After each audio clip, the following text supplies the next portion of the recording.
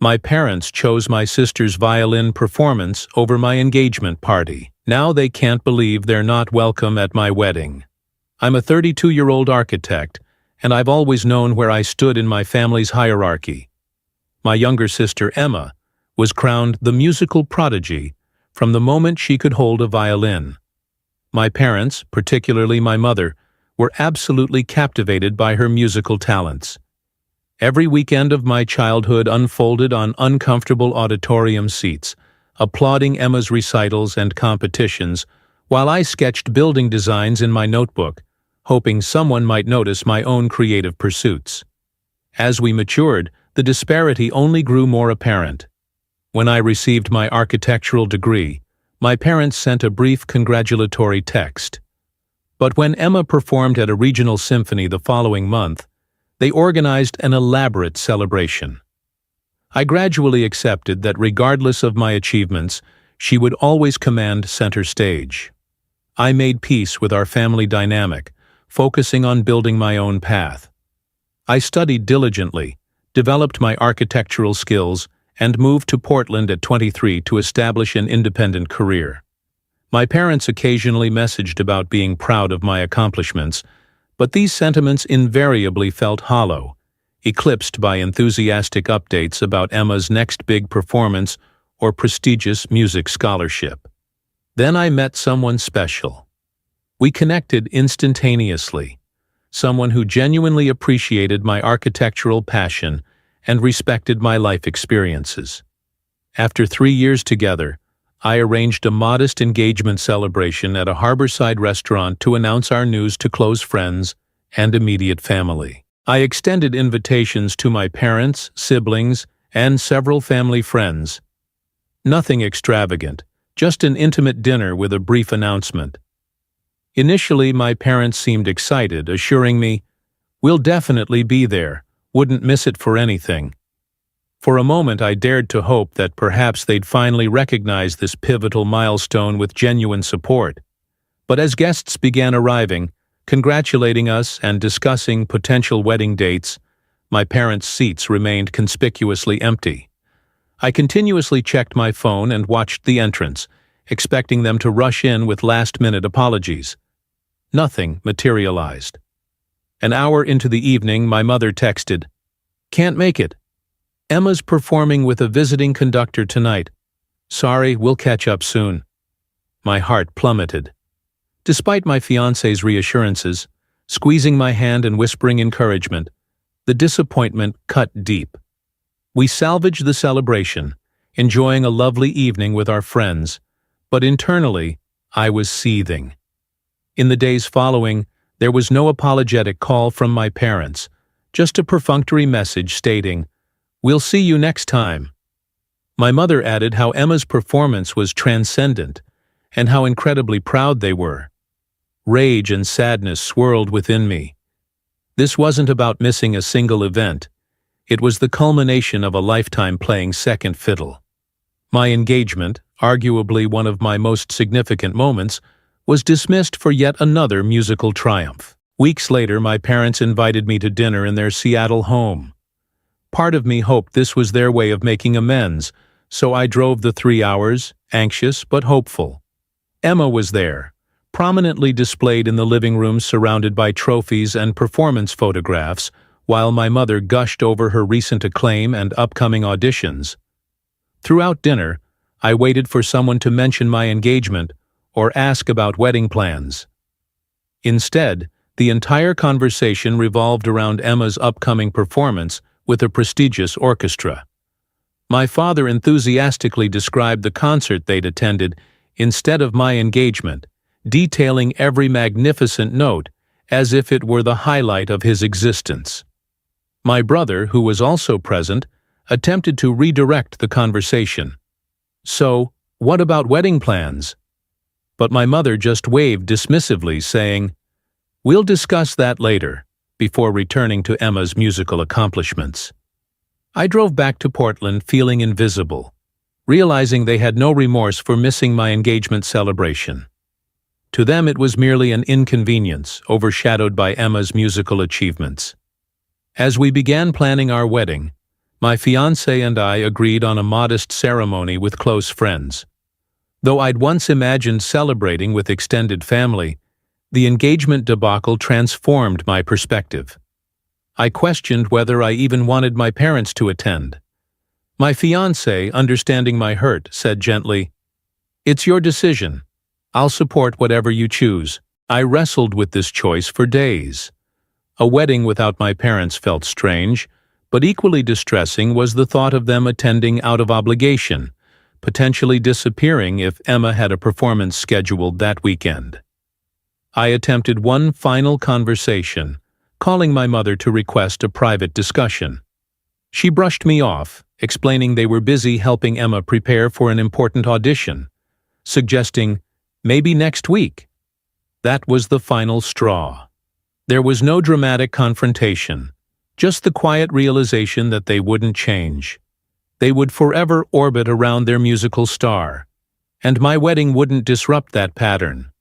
I made my decision. My parents wouldn't be invited.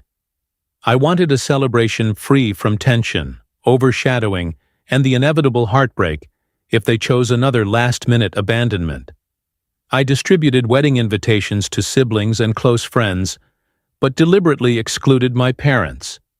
I believed this might finally grant me some peace, but I had no idea of the explosion that awaited. News traveled rapidly through our extended family about my parents' conspicuous absence from the guest list. My brother called, sounding uncomfortable. "Mom and Dad just discovered they're not invited. They're livid, calling everyone demanding explanations." My phone exploded with messages from my mother. "How dare you exclude us from your wedding? We are your parents." My father left an indignant voicemail so heated I could barely comprehend it. "After everything we've sacrificed for you, this is how you repay us." The irony was palpable. They missed my engagement for a musical performance but were shocked I didn't want them at my wedding.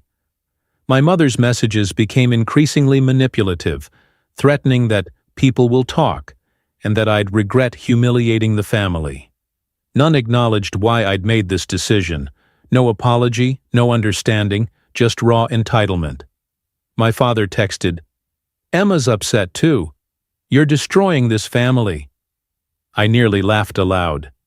Emma had been the family's center for years, but now that I'd taken a stand, they claimed I was the destructive force. My fiancé suggested ignoring them, but part of me needed closure. I arranged to meet my parents at a neutral location, a small cafe halfway between Portland and Seattle. My father arrived first, face tight with anger, followed shortly by my mother, appearing wounded and defensive. They immediately launched into accusations. "Why are you punishing us? We raised you." I took a deep breath, struggling to maintain composure. "You missed my engagement. You didn't even call to apologize. You dismiss me whenever I try to discuss it. I need you to understand how hurtful that was." My mother rolled her eyes. "We were supporting Emma. She needed us at that performance. It was crucial for her career. You can't expect us to abandon everything just because you had a dinner," my father added. Dinner. They reduced my engagement celebration to just a dinner. Frustration surged through me. It wasn't just a dinner. It was announcing my commitment to the person I love. "You confirmed your attendance, then disappeared without notice." My mother tried guilt next. "We've given you everything over the years, and now you're excluding us. It's unfair. Think about what people will say when they discover we weren't at your wedding," my father added. I couldn't believe their audacity. Not a single word about my happiness, only their image and convenience. "I wanted you there, but you've repeatedly shown that you'll choose Emma's events over mine. I'm done feeling secondary on what should be my most important day. That's why you're not invited." As my mother began to protest, I interrupted. "I've decided. If you genuinely cared, we'd be having a different conversation, an apology, an attempt to make amends. Instead, you're demanding an invitation like it's your right. I'm sorry, but no." My father's face flushed crimson, and my mother stormed away, hurling accusations. You're being selfish." My father lingered, attempting to reason with me. "Emma has genuine potential. She might join a major symphony, and we've had to demonstrate our support." "That's your choice," I replied firmly, "but it has consequences." Then I left. As the wedding approached, the drama intensified. My parents spread word that I was ungrateful, temporarily turning some extended family against me. Several aunts called, urging reconciliation. One insisted, "Family comes first. Don't do something you'll regret." But I remained resolute. A week before the ceremony, my brother mentioned my parents threatened to crash the wedding, refusing to accept being sidelined. My fiancé and I quickly informed the venue staff that if they appeared uninvited and caused disruption, they should be removed. I hated resorting to such measures, but we weren't taking chances. The wedding day arrived, gloriously sunny. My fiancé looked breathtaking, and as I stood at the altar surrounded by close friends and supportive family, gratitude washed over me. Yes, it stung that my parents weren't witnessing this moment, but looking around, I realized I had a genuine family in those who chose to be present. My brother, supportive friends, even several extended relatives who remained neutral. Everyone radiated genuine happiness for us. The ceremony proceeded flawlessly. My parents never appeared, though I occasionally glanced over my shoulder, half expecting them to interrupt. The reception blurred into laughter, toasts, and dancing. My brother offered a toast acknowledging our love and subtly emphasizing the importance of respecting each other's significant moments. It was understated, but everyone understood. Afterward, I heard my parents had fumed at home, complaining about betrayal. Some relatives attempted to guilt me, but more reached out with quiet support, expressing understanding. My father later texted angrily, "You'll regret this someday. Don't expect us when you need family." It hurt, but I recognized it as manipulation rather than genuine heartbreak. A month later, Emma had another important performance. My father proudly announced how they traveled cross-country to attend. I realized the cycle continued. Emma's achievements remained their priority, while not once did they inquire about my married life. In that moment, I fully comprehended the lengths they'd gone to elevate one child at another's expense. Despite everything, I found peace in my decision. My wedding day was a celebration free from overshadowing drama or half-hearted applause. My spouse and I began our married life without the constant reminder of my parents' favoritism. It's bittersweet. Part of me always wanted to share that milestone with them. Yet they consistently showed me where their loyalty lay, and sometimes the family we choose brings more joy than the one we're born into. If you enjoyed this story of family dynamics and finding your own path, please subscribe to the channel for more stories that explore relationships, self-worth, and the courage to stand up for yourself.